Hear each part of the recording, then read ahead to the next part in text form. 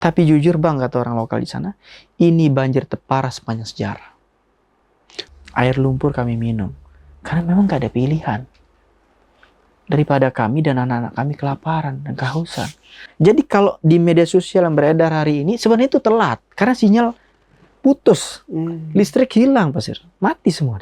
Jadi info yang beredar tuh agak telat sebenarnya. Dalam penyampaian Pak Prabowo tuh, satu sumur itu 150 juta. Ah, itu kaget juga saya. Yang viral itu. Itu harganya itu Pasir. Itu 2,5 juta di sana. Tribuners, jumpa lagi di acara Trilogi Tribun Lombok, Dialog dan Inspirasi. Indonesia saat ini masih dalam suasana duka, bencana yang menimpa wilayah Sumatera dan Provinsi Aceh menjadi duka kita semua. Dan ini adalah tsunami kedua bagi masyarakat Aceh karena dampak bencana yang diakibatkan oleh banjir bandang yang begitu besar. Dan saat ini para relawan dari seluruh daerah di Indonesia ikut terjun membantu saudara-saudara kita yang ada di sana. Tak terkecuali para relawan dari Provinsi Nusa Tenggara Barat yang berjibaku membantu mereka yang terdampak di sana. Salah satunya adalah Diki Wahyudi, seorang jurnalis sekaligus pimpinan media koranlombok.com di NTB. Dan saat ini saya sudah bersama beliau. Assalamualaikum Bang Diki. Waalaikumsalam warahmatullahi Sehat? Salam lu. Masih dingin tangan saya. Masih dingin ya. Baru Terima pulang kasih. ini. Terima kasih, baru 1 malam di sini jadi. 1 malam. 1 malam di sini. Kemarin tiba dari Aceh langsung ke Lombok. Ya, karena tiket yang kita kejar murah kan. Pas malam tahun baru ya? Tanggal 1 saya berangkat pulang tuh. Tanggal 1. Oh, tanggal 1. Tanggal 1. Oh. Terbangnya tanggal 1, tapi malam letupan kembang api itu di perjalanan itu. Di perjalanan. Oh, dan sampai bandara harus nunggu lama kan. Saya ikuti story Anda. Terima kasih. Saya karena kapan pulang ini kapan pulang. Oke. Jadi apa namanya, saya ikuti terus story di statusnya lah ya. Jadi sejak Anda berangkat, saya tunggu pokoknya sampai datang sini. Kayak saya sebenarnya agak mencuri waktu Anda hari ini. Terima kasih. Tapi sehat ya, perjalanan lancar. Alhamdulillah lancar. Penerbangan lancar. Ya, gimana suasana di sana kemarin? Saat ya, ini masih kebawa suasana di sana? Masih gimana? Tentunya ya. Makan pun mungkin masih belum bisa ini ya. Karena masih selalu teringat bagaimana kita makan di posko relawan itu kan. Ya serba ada apa yang ada yang kita makan di sana. Belum kemudian di lokasi tempat kita itu ya becek ya, karena itu lumpur tempat kita sekitar. Itu di daerah mana Mas? Kalau saya posko kami berada di Kampung Durian namanya. Kampung Durian? Kampung Durian. Bukan Kampung Upin Ipin? Bukan. Mas saya juga nanya. Saya sampai begitu sampai di sana saya nanya. Kampung Durian, berarti saya yakin bahwa akan banyak durian di kampung itu. Ternyata tidak. Tidak ada durian. Dulu katanya orang tuanya berada durian. Nah, sekarang udah nggak ada. Di sini juga ada desa durian di Lombok. Oh ada. Tapi nggak ada duriannya juga. Oke.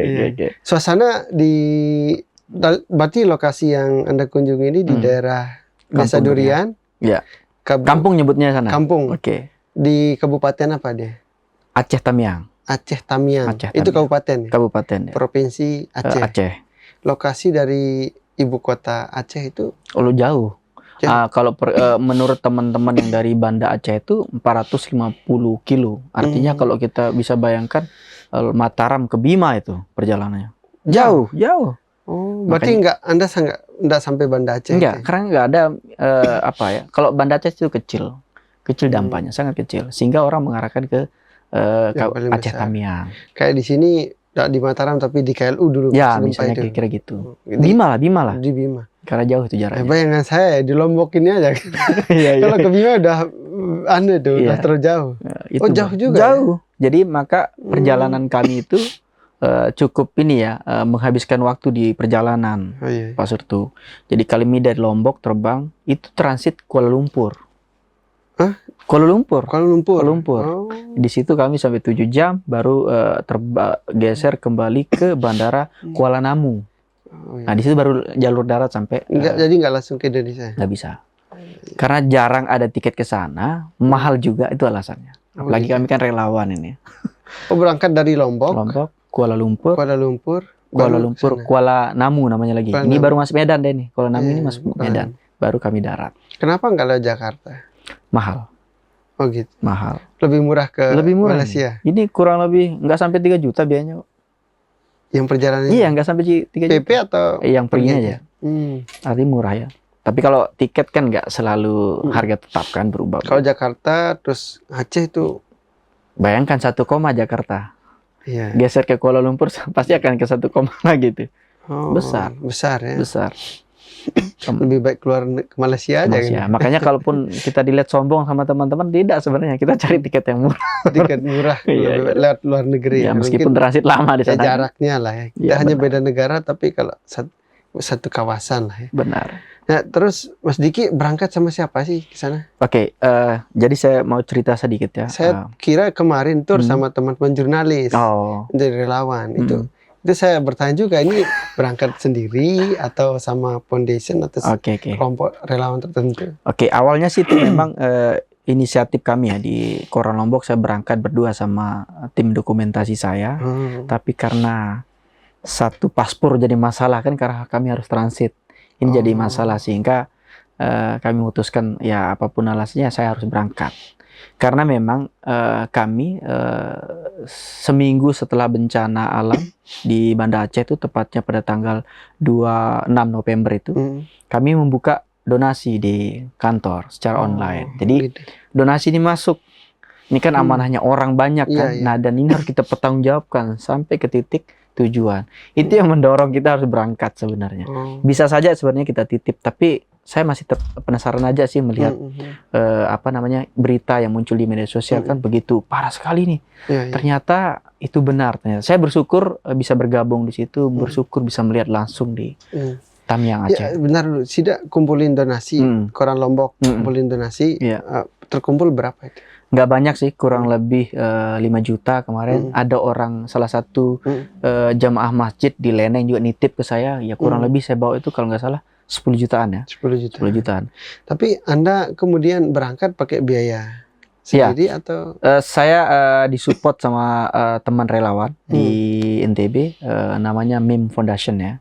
Karena kami bicarakan ini sangat serius ya, karena apa tujuan kami. Saya juga pengen tahu dong, MIM ini seperti apa sih penyalurannya di lokasi. Akhirnya kami disupport untuk perjalanan saja, di luar itu tidak ada sih. Iya gitu. Jadi sampai lokasi situ ya. Ya.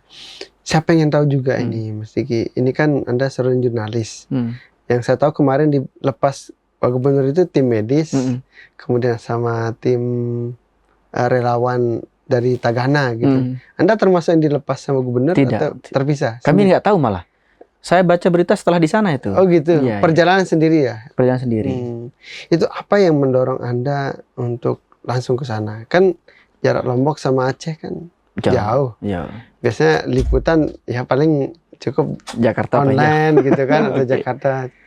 Ya kenapa wartawan di daerah seperti Anda ini akhirnya berangkat ke situ? Oke.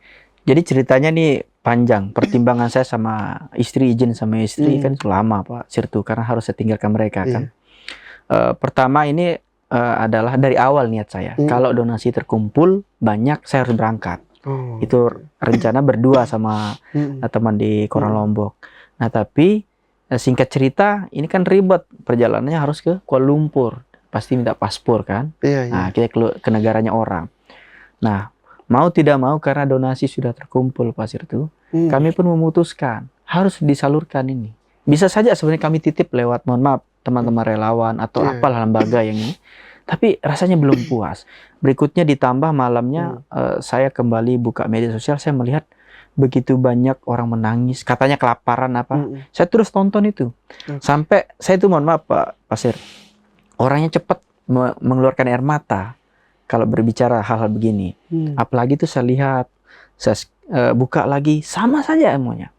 Saya akhirnya malam itu memutuskan, udah saya harus berangkat. Saya harus berangkat. Dan cek paspor malam itu, ternyata paspor saya mati lagi. Harus kebaikan lah, harus perpanjangan lagi. Tapi Allah kasih petunjuk itulah, cara-cara nggak tahu seperti apa, tapi saya dimudahkan dan itu yang mendorong saya. Dan saya pengennya begini Pak Sir, yang mendorong saya juga yang kuat ingin ke Aceh itu, kalau Pak Sir pernah dengar ada salah satu apa ya, berita dari media nasional CNN ya. Hmm. Itu yang mendorong saya paling keras, Pak Sir. Oh, gitu. Kenapa sampai Jurnalisnya. ada seperti ini gitu? Hmm. Minta di take down video yang tiba-tiba hilang. Hmm. Nah itu kan itu yang kemudian yang mendorong lebih keras ya. Hmm. Saya penasaran sampai diskusi sama teman-teman Meme Foundation di Mataram. Tanya, Bang Diki, kalau Bang Diki diintervensi sama pemerintah, katanya teman ini, kira-kira Bang Diki akan hapus nggak video itu? Saya berjanji di hadapan, saya nggak akan hapus. Saya bilang, kenapa? Wah ini berdosa sekali rasanya kita kok yang fakta begini, dan untuk orang banyak manusia yang di sana, saudara-saudara kita, kok kita tega mau hapus video itu? Kalau itu bohong oke lah, tapi ini kan, nah ini yang saya ingin pastikan dulu, benar nggak ini kejadiannya? Itulah yang mendorong saya Pasir untuk harus berangkat ke sana untuk memastikan informasi itu. Terutama setelah video itu viral. Siap. Ya. Jadi tergeraklah, ini benar-benar murni keinginan pribadi untuk melihat langsung ke lokasi seperti apa. Dan setelah di sana, sebelum berangkat tuh istri gimana itu? Tetap mendukung lah. Tetap mendukung. Pertama kan harus keluar budget juga itu. Iya, karena saya bilang gitu kan, ini keluar budget sekian, belum untuk perjalanan, saya bilang bla bla bla. Ya kalau keluarga sih sangat mendukung ya dari dulu. Kalau langkah saya selalu didukung sama keluarga, itu mungkin saya bersyukur punya keluarga ya. Seperti itu, dan teman-teman sangat mendukung. Saya mengutus tim sekarang. Saya merasa nggak puas aja mungkin. Wah, pengen saya aja ingin langsung nyaksikan. Itu aja sih Pasir. Saya keluarga insya Allah. Naluri sebagai jurnalis. Iya itu mungkin ya. Meskipun kita pengen lihat langsung dari lokasi. Sepakat. Itulah yang mendorong Pasir. Meskipun Anda owner media lah ya. Enggak lah. Sedang merintis kita Pasir. Merintis. Iya kan media lokal kan. Sekarang media lokal juga hebat-hebat kan. Iya. Tidak tidak kalah dengan media jaringan nasional gitu. Nah, Mas Diki, lalu sampai sana, saya pengen tahu ketika pertama kali sampai di Aceh itu, apa yang Anda lihat? Jadi menarik pertanyaan itu Pasir. Memang itu yang harus saya sampaikan. Pertama begini Pasir, di bayangan saya, di khususnya tujuan saya ini, tidak seperti separah yang kita muncul di bayangan saya Pasir. Saya nganggap akan ada titik-titik banjir gitu. Tapi Pasir, nah ini saya di Kuala Lumpur terbang itu sampai ke Kuala Namu itu tengah malam Pasir. Jadi saya kalau nggak salah pesawat terakhir di Kuala Namu. Akhirnya perjalanan dari bandara Kuala Namu ke Aceh Tamiang itu membutuhkan waktu kurang lebih 3,5 jam. Jauh Pasir. Jauh itu. Jadi perjalanan gila semua. Lombok itu jauh banget. Jauh. Jadi kan kita paling nggak 2 sampai 3 itu paling jauh itu. Kalau dibilang pegal loh, ransel saya berat Pasir. Itu nyampenya jam berapa? Sampai saya di Simpang namanya ya, Simpang di Aceh Tamiang itu. Di situ memang jalur travel ya, jalur travel turun situ dekat pasar. Saya sampai sana jam 2.30 lah kurang lebih. Jam 2.30 dini hari ya. 2.30. Dini hari, subuh. Kalau Pasir pernah lihat ada, kalau nggak salah ini ya, kantor Muhammadiyah yang banjir. Saya turun di depan, pas di depan itu. Di yang jembatan panjang itu. Saya turun pas di depan. Karena kami ketiduran di perjalanan. Kondisinya waktu si dilihat itu seperti apa? Jadi saya sadar bahwa mereka ini sedang berjibaku membersihkan wilayah itu setelah kaki saya turun di aspal. Itu kotor itu sisinya. Lumpur semuanya itu. Gelap baru turun. Ya? Enggak, alhamdulillah sudah baru 2 malam nyala. Itu udah nyala. Baru 2 malam nyala. Tapi tidak semua. Karena kan banyak. Tapi minimal ada cahayanya. Sudah kita ngelihat jalan. Dan itu yang saya lihat pertama kali sana adalah anggota TNI yang sedang bekerja. Itu anak-anak muda ya, TNI yang mungkin baru-baru jadi saya lihat. Itu sedang sekopli lumpur. Terus begitu, padahal itu jam 2:30 ya. 2:30 Dini hari itu.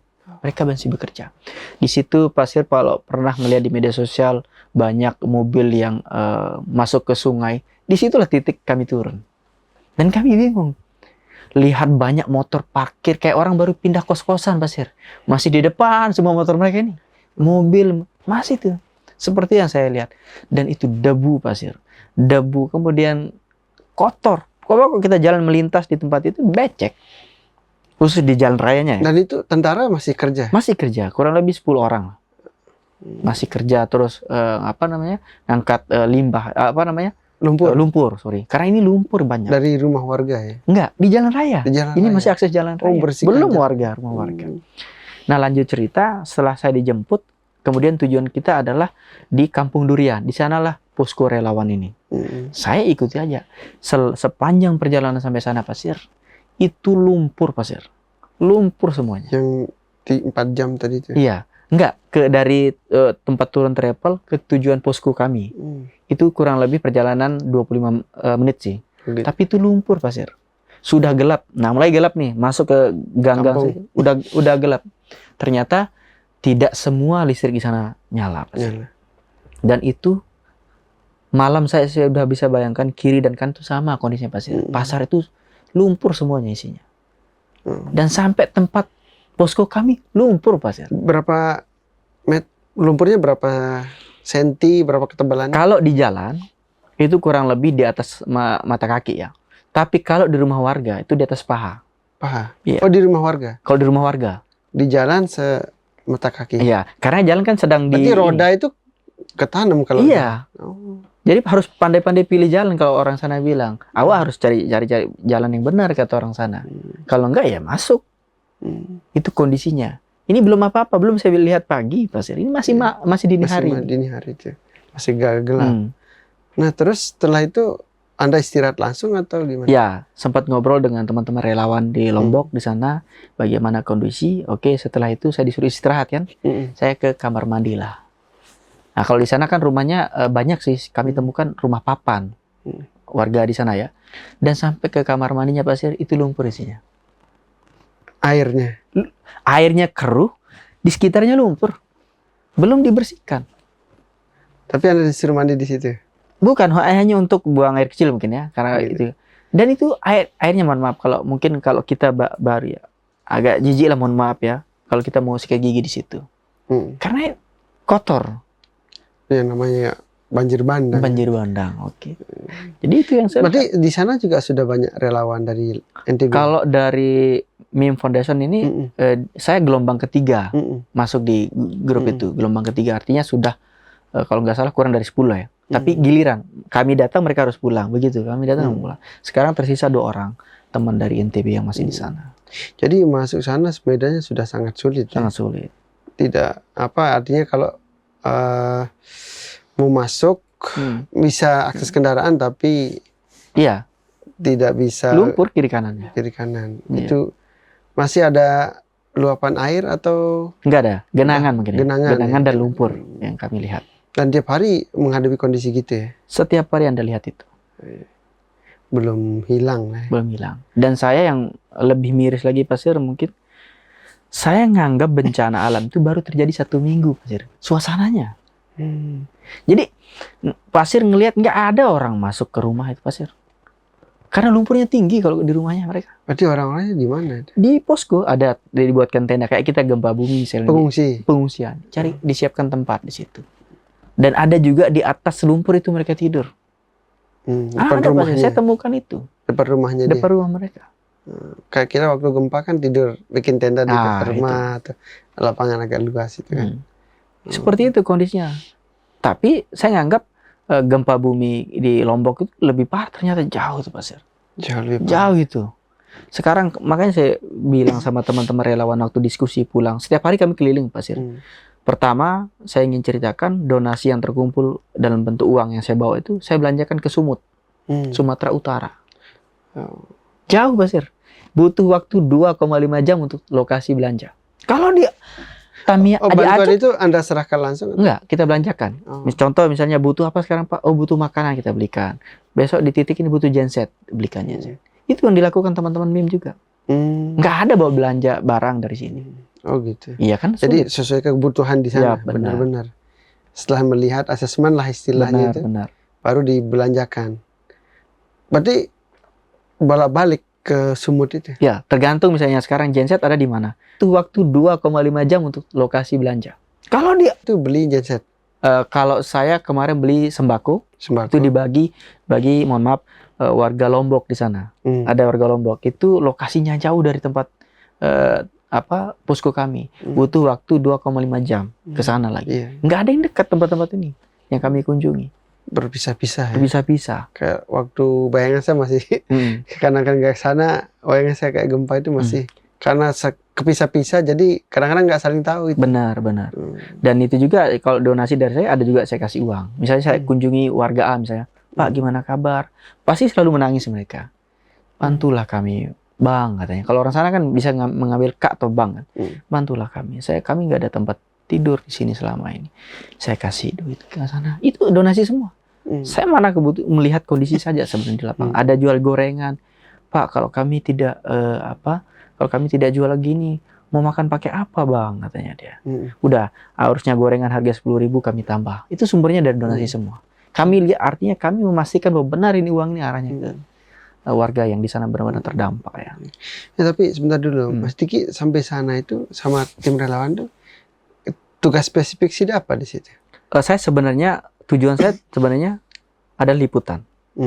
Tapi saya nggak mungkin dong diam di sana meluangkan waktu untuk apa juga diam. Ikut menyalurkan bantuan.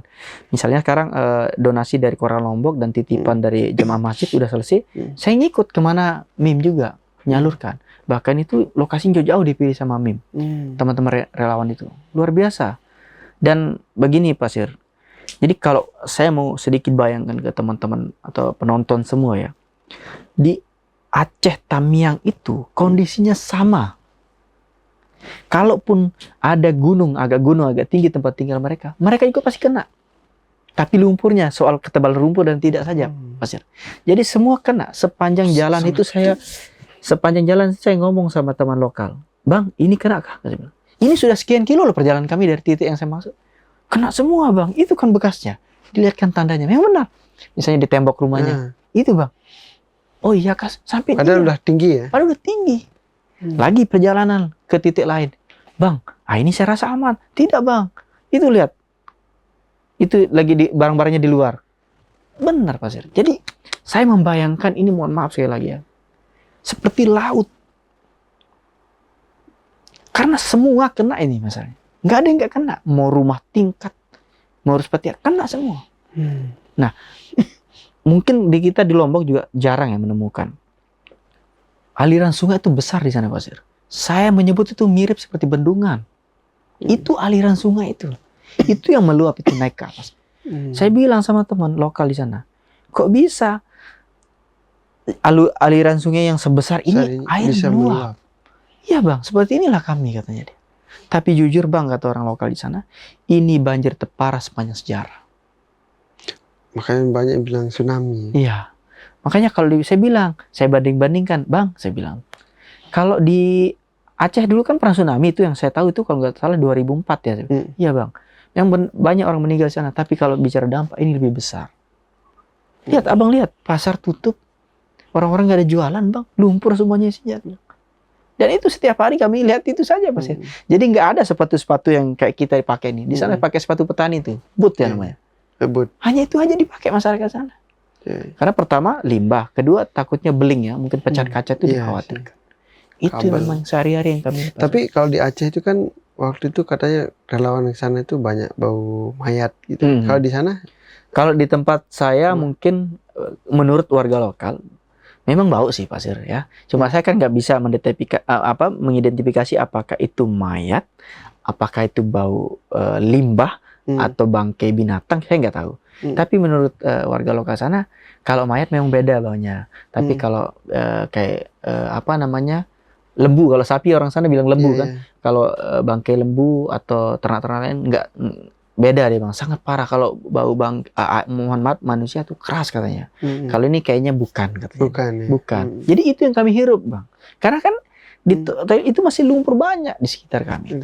Rumah yang jatuh, rumah yang saling tindih ada kami temukan seperti itu. Tapi bau bangkai ada. Masih ada. Artinya aroma kita nggak sedap lah kalau kita di situ nggak sedap. Tapi mau tidak mau kondisi seperti itu. Kondisi, namun daerah bencana sangat besar. Benar. Sangat parah. Nah, ada nggak orang yang Sida temukan di sana ketika bantu di situ? Oke. Saya juga sempat wawancara beberapa warga ya. Baik dia sebagai berprofesi sebagai sopir, masyarakat yang memang dekat sama sungai besar, kemudian ada juga warga yang memang jadi kalau nggak salah tukang ojek dia. Saya tanya wawancara, Bang, aku boleh wawancara nggak ini Bang? Oh boleh lah katanya dia. Akhirnya saya wawancara. Gimana ceritanya Bang? Yang kami tahu di Lombok itu, khususnya saya itu adalah ini kan tiba-tiba banjir nih Bang. Sebenarnya seperti apa sih yang terjadi? Jadi pengakuannya warga yang rumahnya sangat dekat dengan sungai di sana, sungai besar itu, dia bilang begini. Dia ini bertahap Bang, air ini naik katanya. Pertama, kami dikabarkan yang dekat dengan sumber air atau agak atas lah tempat rumahnya. Dikabarkan bahwa di sini air sudah naik katanya. Artinya kalau air di sana sudah naik, pasti di bawah akan naik airnya. Mereka terus menginformasikan dan itu bertahun-tahun dilakukan cara seperti itu. Dan kami dari awal memperkirakan nggak sampai 1 meter lah banjir itu katanya dia. Dari awal. Sehingga banyak kan barang apa kami kira. Karena kami nggak benar-benar siap katanya. Tidak pernah menyangka sebesar itu. Iya. Itu berapa meter jadi? Kalau menurut warga yang saya wawancara itu, dia tinggi Bang sih. Itu rumah lantai 2 pun mendekati dia tuh. Kalau nggak salah di atas 5 meter. Di atas 5 meter. Nah, dan di titik lain lagi beda. Di titik lain lagi saya potong, itu seatas kabelnya listrik. Tegangan tinggi tuh loh. Bayangkan, itu kan tinggi sekali tuh. Ada juga, bahkan ada orang yang mengevakuasi diri lewat situ. Kabel listrik itu. Pas mati lampu itu. Iya. Tapi tetap aja bahaya itu. Saya lihat videonya itu. Iya. Dan yang menarik Pasir dari cerita salah satu warga ini, mereka tinggal di rumah lantai 2 itu ada 50 kakak Pasir mengevakuasi diri di sana. Di lantai atas. Iya. Atau di lantai 2? Lantai 2 mereka berarti. Di lantai 2 itu 50 kakak pengakuan pemilik rumah. Kalau awalnya kami masuk ke ruangan, tapi air terus naik sampai malam itu terus naik. Sampai dini hari air terus naik. Akhirnya kami masuk ke atas. Itu selama 1 minggu mereka tinggal di sana. Bayangkan. Sama 1 minggu? 1 minggu Pasir.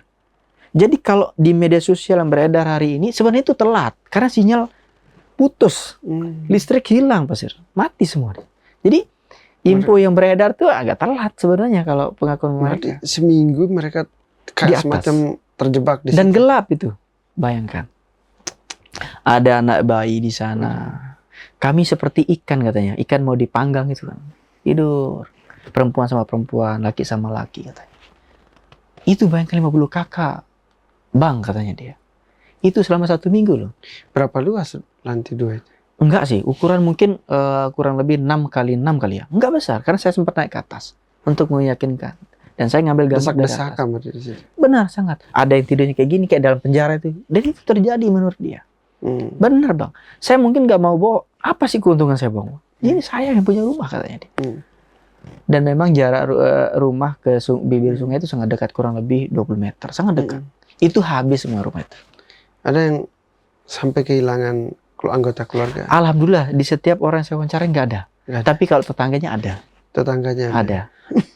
Jadi kalau ditanya pasti mereka bisa selamat itu bagaimana? Itu macam-macam Basir. Pertama banyak yang mengevakuasi diri di atas atap rumah. Begitu tahu sudah di air surut, mereka cari tempat lain. Karena mereka butuh makan, minum selanjutnya. Itu lama listriknya mati, seminggu pengakuan mereka. Bukan seminggu Pasir. Saya di sana itu listrik belum normal malah. Kan kami kasih bantuan genset itu sama teman-teman. Kemarin katanya yang ribut-ribut itu kan hampir sebulan tidak ada perubahan gitu kan. Enggak ada. Adanya maksudnya yang sempat ribut sampai negara itu kan.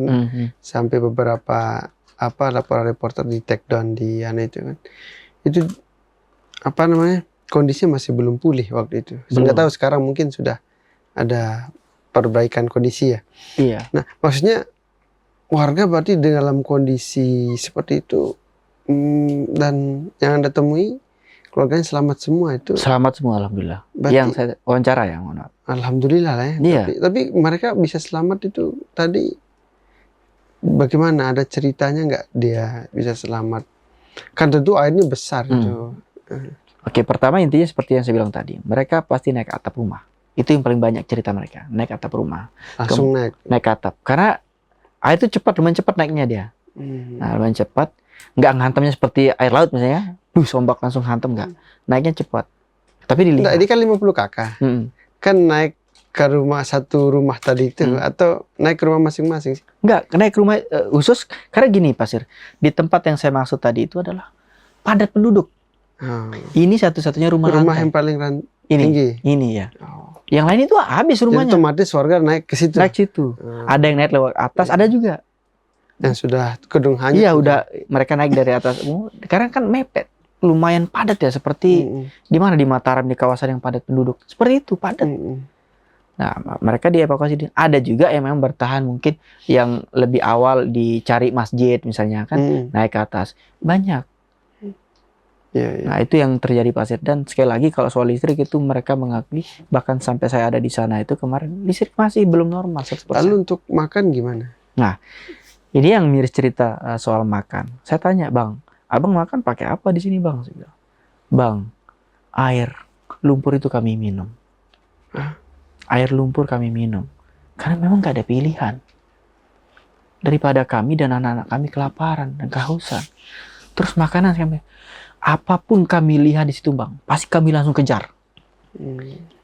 Melihat misalnya sekarang ada jajan ya, mohon maaf, ada roti, sebatang roti. Kami kejar. Ada ayam yang tiba-tiba hanyut, kami kejar, Bang. Kami bawa. Kejar itu berenang atau? Berenang. Waktu masih air masih Iya, belum masih, terlalu. mereka udah di atas deh semuanya. Apapun dilihat itu mereka terus saking lapar.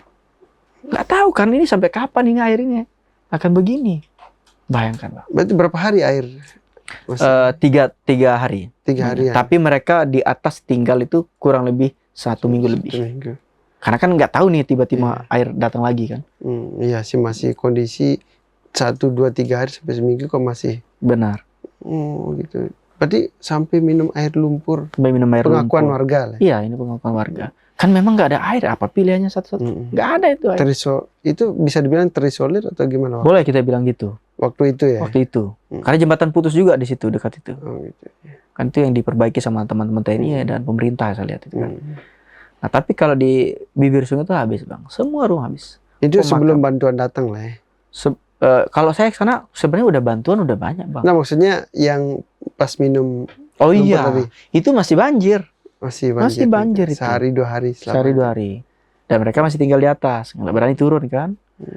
Karena itu maha dahsyat menurut mereka. Biasa itu ya. Kalau yang lain yang Anda wawancara siapa aja? Oke, ada juga sebenarnya saya nganggap saya wawancara pertama ini adalah cerita yang paling sedih yang kita dapat ya, atau cerita yang paling miris kita. Ternyata tidak, Pasir. Saya wawancara yang lain lebih miris lagi ceritanya. Apa yang bikin miris? Saya bilang begini, Pak, waktu air naik, Bapak di mana? Itulah, saya kehilangan keluarga. Dia ini sempat dipencar dengan keluarganya nih. Saya cari keluarga kemana-mana. Saya beruntungnya masih bisa ini di pohon sawit. Dia menyelamatkan diri di sana. Berpegangan di sana lah ya. Salah seorang. Iya, salah seorang. Pak siapa namanya? Kalau nggak salah Pak Peri namanya. Pak Peri. Itu di sana. Nah, itu menyelamatkan di sana. Udah. Tapi keluarganya nggak tahu kemana. Tapi beruntungnya alhamdulillah katanya selamat. Sama warga yang lain itu. Ditemukan akhirnya. Iya, ditemukan. Dan dia sudah nggak tahu harus bagaimana itu. Salah satu yang bikin saya nangis itu ada di viral di video itu. Sosok bapak yang mencari anaknya itu, anak perempuannya itu. Oh iya. Itu. Saya pernah tonton itu. Apa seperti itu kondisinya? Kalau pengakuan mereka seperti itu, karena mungkin ini yang membuat mereka tidak begitu secara emosional menceritakan. Karena ini sudah lama. Saya sampai sana udah 1 bulan kejadian lah itu, Mas. Iya kan? Tanggal 26 di sana udah 1 bulan kejadian. Mungkin itu yang membuat mereka ini ya masih malas memikirkan itu, menceritakan kembali ya. Karena memang masih benar-benar terpukul mereka saya lihat. Tapi beruntung sekali lagi orang-orang yang saya wawancara ini keluarganya masih alhamdulillah ya. Situasinya masih kuat mereka atau maksudnya kondisi psikologi mereka kayak gimana maksudnya? Gambarkan. Masih sih kuat ya. Maksudnya dia bilang dia sudah nggak mau ceritakan itu karena sedih atau memang udah kebal mungkin dengan kondisi itu. Mungkin kebal karena sering banjir sebenarnya. Tapi ini kan paling besar ya sepanjang sejarah. Dan mungkin juga pikiran mereka yang lagi tidak fokus. Fokus benar. Kita pernah alami. Kita akan bagaimana setelah ini? Sebenarnya bukannya tidak mau diwawancara ya. Mereka ini kan Iyalah, kita juga bingung ada mungkin ya. etika juga kan wawancara. Iya. Orang bencana pasti nggak mikir apa-apa lah. Benar. Bagaimana bisa bertahan hidup hari itu. Lalu kalau sudah melihat, berarti dari yang sudah temukan itu berarti ada masyarakat ini cukup tangguh juga untuk bertahan hidup ya. Pastinya cukup banyak kita lihat seperti itu. Tapi ada juga yang sedih waktu itu saya jalan-jalan sama teman-teman. Ada beberapa ibu yang saya lihat melamun di depan rumah. Itu lumpur loh. Di hadap jalan begini saja. Kan saya pakai roda 3 di sana, becak namanya. Yang melintas. Dia ngelamun, semua melamun. Nggak tahu apa mungkin yang direnungi sama ibu-ibu ini ya. Saya beberapa ibu, ada 3 nggak salah itu, saya lihat. Diam, nggak ada komen kami. Bu, kami sapa kan. Ada nasi bungkus bu, udah diam aja mereka. Mungkin nggak tahu seperti apa ya kita bisa menggambarkan kondisi karena nggak merespon kami waktu itu. Itu di bawahnya tuh lumpur. Dia hanya duduk di kursi kemudian melamun saya lihat. Jadi sambil dia bawain nasi. Sambil liputan juga sambil bawa nasi, bantuan. Ya, bantuan nasi itu selalu. Sambil itulah kami lakukan di sana selama ada di sana. Seperti apa sih dia melihat ketangguhan masyarakat Aceh Tamiang itu menghadapi bencana?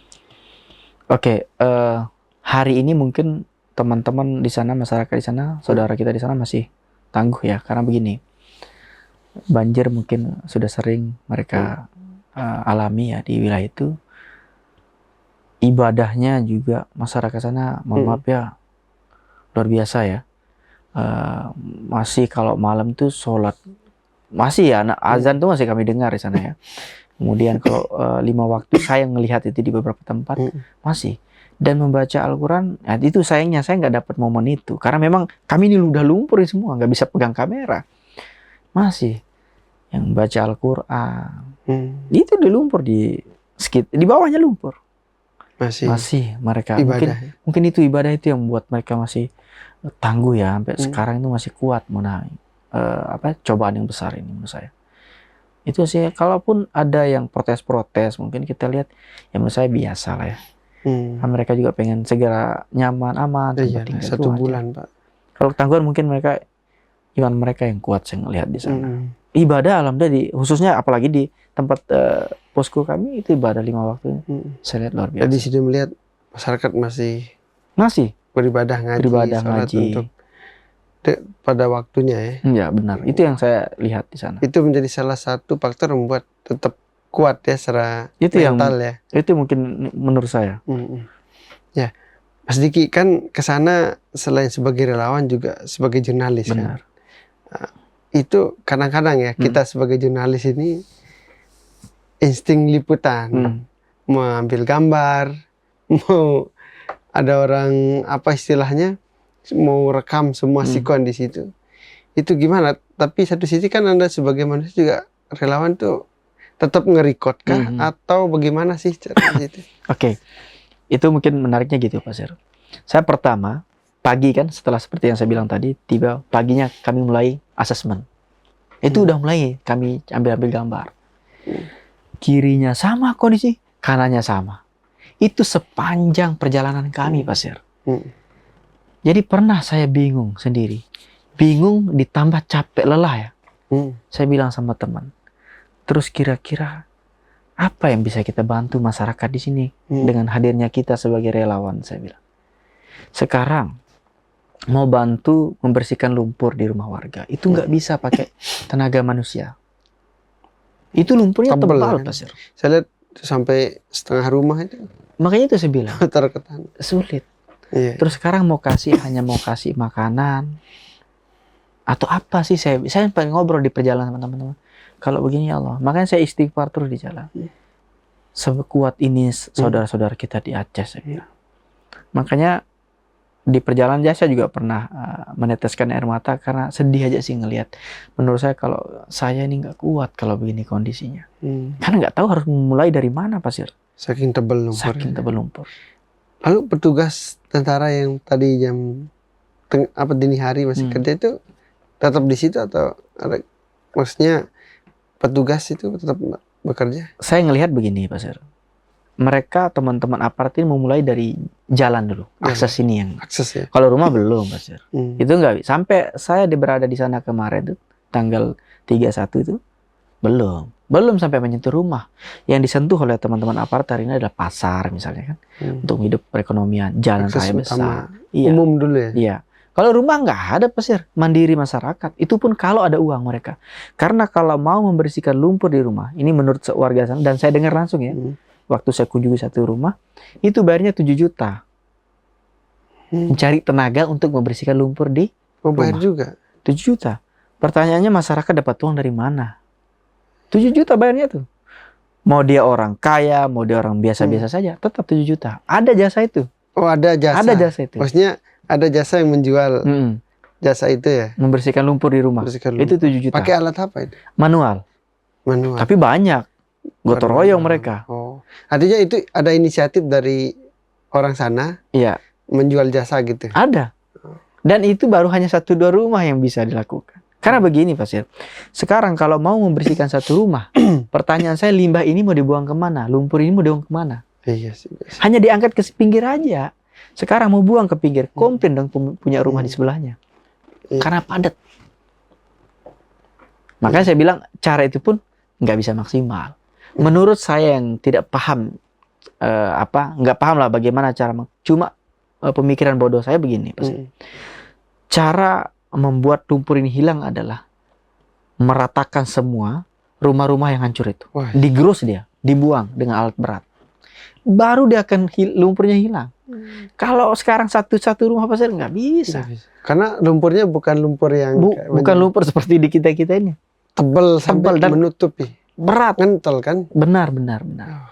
Itu makanya saya bilang mohon maaf, mau dikerahkan kekuatan TNI, polisi, siapapun nggak bisa. Ini semua sama Pak kondisinya. Iya, merata. 85% lah. Kalau nggak kita clean itu 85% sama kondisinya.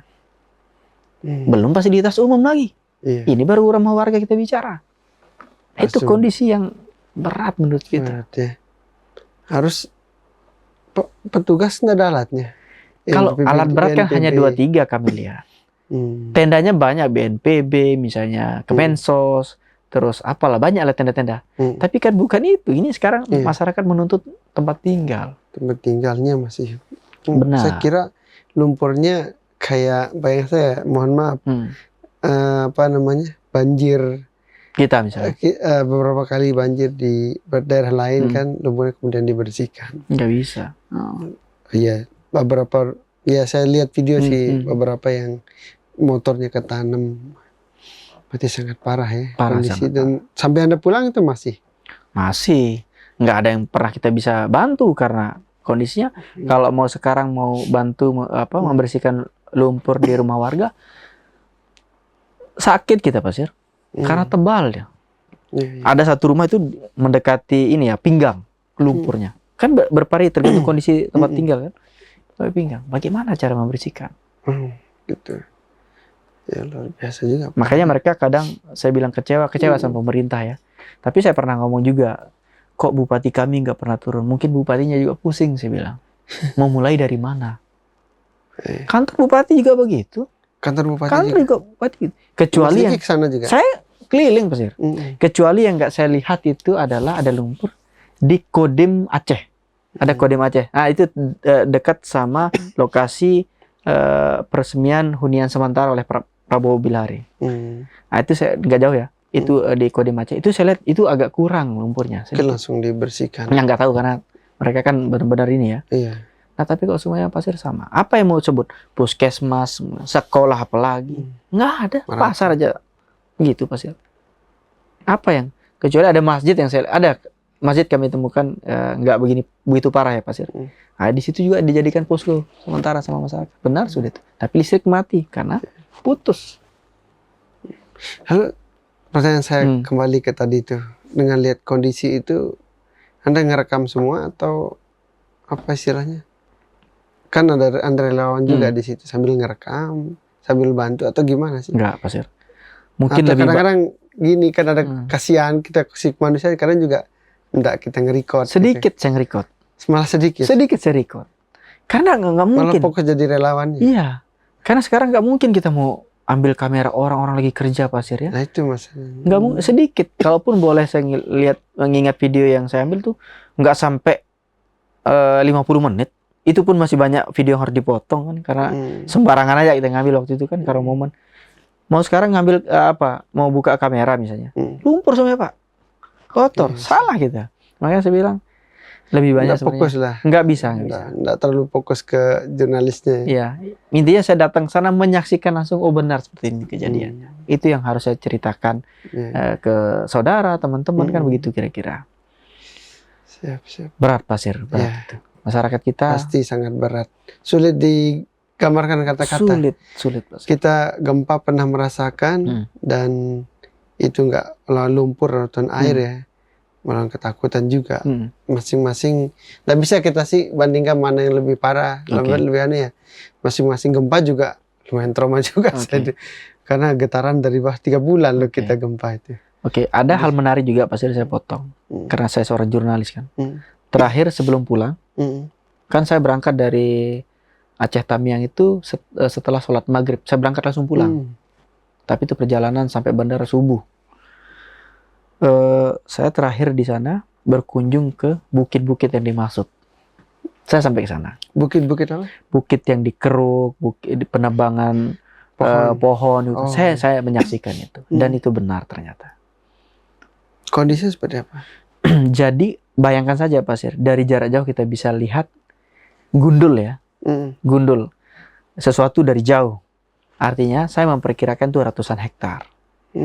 Itu gundul. Dan itu memang itu posisi hutan sama rumah penduduk itu jauh. Enggak terlalu jauh. Di lokasi itu. Iya, karena kami ngantar bantuan ke sana juga. Itu Bang kondisinya, Abang bisa lihat. Akhirnya saya naikkan drone sebentar dan memang drone pun makin terang jelas melihat bahwa dia gundul dan itu berubah menjadi tanaman sawit. Memang saya lihat itu. Dan itu sawit isinya sepanjang perjalanan saya. Sawit.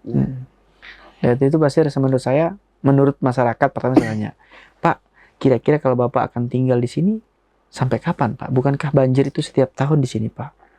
Iya, kami nggak tahu sekarang harus bagaimana. Saya nggak tahu 2-5 tahun yang akan datang seperti apa kondisi kami. Makanya saya bilang pasir sambil saya bercanda sama mereka, udahlah Pak, pindahlah. Ini bukan tempat aman menurut saya bilang. Tapi mau kemana mereka? Tanah kelahirannya di situ. Iya, mau kemana mereka? Sekarang mau memperbaiki hutan misalnya, kan nggak semudah itu juga, Mas. Butuh bertahun-tahun. Iya. Belum tumbuhnya. Dan tapi kalau nggak dimulai ya kapan? Iya, itu dia lagi. Kira-kira beberapa bukit kita di Mandalika kan juga rusak itu. Nah, bisa begitu? Bisa. Nah, dia ada kemiripan airnya pasir, tapi dia lebih kental di sana ya. Dengan di Mandalika kan pernah kita lihat itu viral videonya, mirip.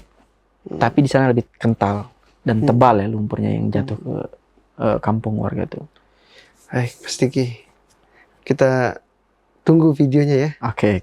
Ini belum segera ya kita tunggu. Ya, tapi apa pelajaran kira-kira yang Mas Diki ambil turun liputan sekaligus jadi relawan di sana? Dari lokasi bencana itu. Pertama yang bisa saya ambil dari perjalanan itu adalah marilah kita jaga dan lindungi hutan kita ya. Karena itu juga mungkin, dan itu pasti akan bisa terjadi di tempat kita kalau kita nggak jaga. Itulah gambaran yang mungkin bisa kita ambil dari sana dan bawa ke kampung halaman kita. Kalau sekarang masih kita mendukung pembangunan dengan catatan merusak hutan, saya rasa lambat laut itu akan kita rasakan semua dampaknya pasti pasir. Misalnya Mandalika baru-baru ada pembangunan yang besar, mega proyek di sana, pembangunan villa, hotel, pelan-pelan udah kita dikasih banjir. Nggak pernah banjir dulu sebelumnya. Nggak pernah pasir. Karena berikutnya yang bisa kita ambil dari perjalanan teman-teman di Aceh ini adalah rasa kekuatan mereka ya, ketabahan mereka, ketangguhan mereka dalam menghadapi musibah yang sebesar itu Pasir. Besar. Mungkin kalau kita di Lombok, mohon maaf ya, udah ribut lah. Seminggu saja udah ribut. Tapi kalau mereka sebenarnya ributnya begini Pasir, karena dilihat lambat saja sih pemerintah sama mereka ini. Lambat dan mati begini. Pemerintah sebenarnya bekerja, cuma ini luas. Dampak bencana luas. Jadi terasa nggak ada Pasir. Bupati sama gubernur kan sampai nangis. Iya, pusing harus mulai dari mana dulu. Kalau menurut Mas Diki, kepala daerah yang nangis itu memang benar-benar terpukul ada sandiwara politik. Ya bisa jadi Pasir ya. Kalau saya aja yang bukan orang sana, ya datang sana ngeliat ya bisa sih meneteskan air mata. Apalagi kadang lagi merenung gitu, membayangkan bagaimana kondisi mereka. Wajar. Nah, tapi menurut saya adalah sekarang kepala daerah di sana ya harus berpikir keras Pasir. Tidak hanya menyalurkan bantuan Pasir, tapi mencarikan jalan keluar yang cepat ya. Nah, kalau sekarang mau Pak Prabowo kan kemarin saya pergi, Pak Prabowo datang di situ kan, meresmikan hunian sementara itu ada berapa ya? 600 nggak salah untuk pertama itu sangat kecil Pasir ya. Karena ini baru kita bicara wilayah Pak Prabowo dianggap di kotanya. Saya sampai pelosok loh Pasir. Tahu bagaimana kondisi di sana masyarakat? Sih, berarti kayaknya masih recovery-nya masih membutuhkan waktu lama. Oh, makanya yang perlu kita apresiasi yang luar biasa di sini adalah pertama teman-teman relawan. Di mana-mana titik saya datangi jumpai Pasir. Mereka lebih awal di sana. Sampai Pak, sekarang masih membutuhkan. Masih. Saya tanya, Pak ada dapat bantuan dari pemerintah misalnya? Enggak, tadi ada relawan dari mana misalnya disebut, dari Medan misalnya, dari ini. Udah ada mereka. Saya salut itu. Dan ya tentu teman-teman pihak polisian dan tentara juga harus kita akui kan mereka. Tapi kecil juga. Kerja siang malam deh. Benar, benar. Nah ini sekarang menurut saya yang perlu dipikirkan oleh pemerintah daerah di sana, limbah. Lumpur. Lumpur itu. Mau dibawa kemana Pasir? Kalaupun berita dari Pak Prabowo statementnya itu ada yang mau aneh sama pihak swasta katanya. Kita itu bersyukur sekali kalau benar itu terjadi. Supaya bersyukur sekali. Tapi kan itu sangat mustahil kalau kita ngelihat Pasir. Sulit itu. Sekarang untuk membersihkan wilayah jalur-jalur rumah ya sulit Pasir. Karena ini memang harus BIM salabim mungkin baru bisa. Gitu ya? Nggak bisa ini. Ya, harus teknik alat khusus. Iya. Oke, berarti kalau bantuan yang paling mendesak untuk saat ini kondisi terakhir, berarti itu pembersihan lumpur itu. Iya, kalau makanan saya rasa aman 1 bulan ke depan saya yakin. Banyak. Sudah mulai banyak. Banyak. Masyarakat kita banyak membantu di sana. Kabupaten tetangga misalnya datang. Dari berbagai daerah juga relawan datang. Banyak. Dari Sumatera pun ada datang bantu warga Aceh. Bayangkan Sumatera kan lagi berduka juga, tapi ada juga datang. Salut saya kalau hal itu. Tapi mereka butuh tempat tinggal yang nyaman, Pasir. Karena kan ini akan muncul pertama malaria, gangguan pernapasan kalau nggak hujan kan, karena debu Pasir. Harus pakai masker di sana keluar. Itu Pasir. Tapi jujur Anda melihat kerja pemerintah di situ bagaimana? Karena mungkin pemerintah juga bingung juga sih saya dulu, ngelihat. Iya, bingung juga saya ngelihat pemerintah mau mulai dari mana Pasir. Seperti yang saya bilang tadi, mau perbaiki puskesmas, rumah sakit, atau pasar. Yuk, rakyat juga nangis, rakyat juga teriak. Ayo rumah kami kapan? Kami nggak bisa ini. Ini tebal loh lumpurnya. Makanya saya bilang kalau manual, sulit. Makanya saya bilang, kalau kita punya satu pulau besar ya, udahlah kita geser aja ini warga, tamiangin ke sana aja. Biar akan lebih cepat nyaman. Kalau ini sulit Pasir. Sulit ya? Sangat sulit. Kayu-kayu besar, potongan-potongan itu masih kita temu. Masih ada. Kecuali yang viral itu yang di dekat pondok pesantren itu kan. Itu dibersihkan langsung, nggak tahu. Itu sama pihak swasta itu. Karena begitu saya lihat postingan Ustadz Abdul Somad datang sedang diangkut semuanya. Kayu-kayu besar itu. Tapi ada di pinggir lagi, di bibir sungai itu masih banyak. Kan saya sempat foto di sana. Nggak bisa Pasir. Kalau ngangkat pakai tenaga manusia nggak bisa. Itu besar. Itu mah kondisi yang. Ya, kita doakan semoga sesulit apapun masyarakat segera terbantu. Amin, ya di sana. Amin. Rumahnya dibersihkan, kemudian mereka juga bisa kembali hidup normal. Tapi terakhir nih, sebagai jurnalis, apa pelajaran atau nasihat bagi jurnalis yang liput ke sana? Oke. Yang dari dirimu sebagai relawan sekaligus juga jadi jurnalis di sana itu. Oke. Apa yang pesan? Kalau saya sih ngelihat khusus dari dunia jurnalis kita ya, lebih banyak menyampaikan suara-suara masyarakat yang tidak dijangkau oleh pemerintah. Itu penting. Kemudian mengurangi, bukan mengurangi mungkin ya, bolehlah pemerintah berstatement apapun itu, tapi berikan suara yang banyak itu dari masyarakat atau rakyat yang merasakan. Kalau pemerintah hanya mengklaim bla bla, itu menurut saya, aduh, mereka juga malas kok tonton seperti itu, jujur. Apalagi, Bang, ini ada Pak Prabowo datangi besok katanya. Saya bilang, udahlah, mau ngoceh apa lagi itu, saya bilang. Sampai segitu, mereka udah nggak tertarik kali. Mau bangun rumah, udahlah, rumah kami bagaimana, Bang, katanya. Kan kami butuh tempat tinggal, anak istri kami bagaimana. Nah, iya, makanya saya bilang, kalaupun teman-teman jurnalis, ya lihat ke bawah lah mungkin. Saya saja menjadi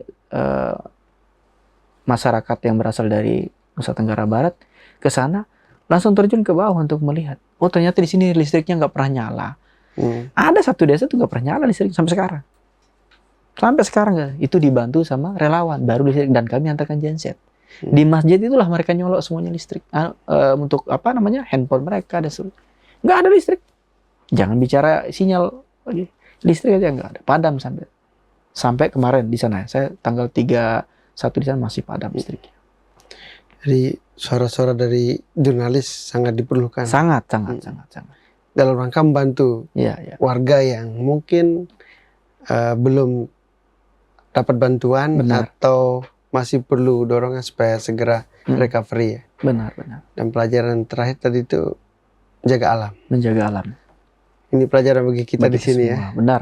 Sebelum juga kerakusan umat manusia kita sendiri ini bikin rusak alam, dan bencana kita di NTB juga sudah mengalami. Sudah. Di Sumbawa dengan jagung, di Mandalika dengan dampak kecil bukit mulai dibangun villa, akhirnya banjir. Justru kek yang dikembangkan, tapi di luar keknya yang berkembang. Iya, benar. Dan itu menurut saya, inilah tanda kalau kita rusak alam maka kita akan rugi sendiri. Benar, sepakat. Baik, Mas Diki. Terima kasih. Terima kasih atas waktunya, atas apa? Saya tadi mendesakan dari segera hadir di tengah kesibukannya. Ya. Aman. Terima kasih. Semoga liputannya itu nanti benar-benar berdampak dan beri manfaat bagi masyarakat dan bisa membantu korban di sana. Amin. Ada rencana lagi ke sana? Kalau saya bersyukurnya Pasir terakhir ya. Setiba saya di bandara kemarin malam itu, saya ditelepon sama salah satu lembaga. Saya sebut lah ya, itu dari NW ya. Ormas NW, dia menghubungi saya, dia pengen tahu seperti apa kejadian di sana dan apa yang dibutuhkan. Dan alhamdulillah itu akan dibangunkan sumur bor. Itu saya coba sambungkan dengan teman-teman yang ada di sana lokal.